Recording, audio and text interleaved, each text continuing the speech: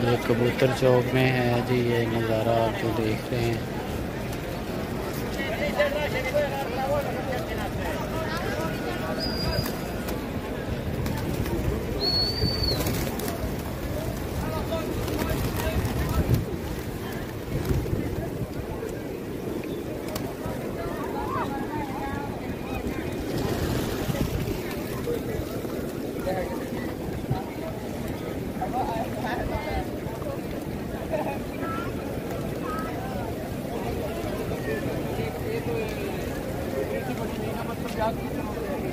आपको क्या ना छत से बनी हुई 2 कमरे रखे हैं, 2 कमरे से रखे एक जगह।